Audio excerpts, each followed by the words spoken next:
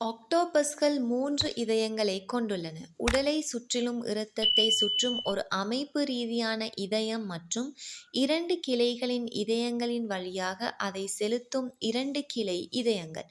பேய்க்கணவாய் அதாவது ஆக்டோபஸ் என்பது மெல்லுடலி தொகுதியைச் சேர்ந்த கடல்வாழ் குடும்பம் ஆகும்.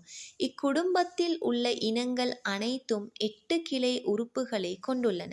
தலைக்காலிகள் வகுப்பில் 300 வகையான பேய்க்கணவாய்கள் உள்ளன என்று கண்டறிந்துள்ளனர். இவை மொத்த தலைக்காலிகளில் மூன்றில் ஒரு பங்கு ஆகும். பேய்க்கணவாயின் உடலில் எலும்பு இல்லாததால் மிக சிறிய இடுக்குகளிலும் அவற்றால் நுழைந்து வெளிவர இயலும். இவை பொதுவாக 5 சென்டிமீட்டர் முதல் 5 மீட்டர் வரையான அளவுகளில் உண்டு. பேய்க்கணவாய்க்கு 3 இதயங்கள் உண்டு. இதன் இரத்தம் நீல நிறத்தில் இருக்கும். இதன் இரத்தத்தில் செப்பு உள்ள ஹீமோசைனின் என்னும் புரதப் பொருள் உள்ளதால் உயிர்வளி அதாவது ஆக்சிஜன் ஏற்றவுடன் அது நீல நிறமாக மாறுகின்றது. ஆக்சிஜன் ஏற்காத நிலையில் நிறமற்றதாக இருக்கும். பேய்க்கணவாயின் இந்த 3 இதயங்களில் 2 இதயங்கள் கணவாயின் செதில் அல்லது பூ எனப்படும் மூச்சுவிடும் பகுதிக்கு நீல இரத்தத்தை இறைக்க பயன்படுகின்றது.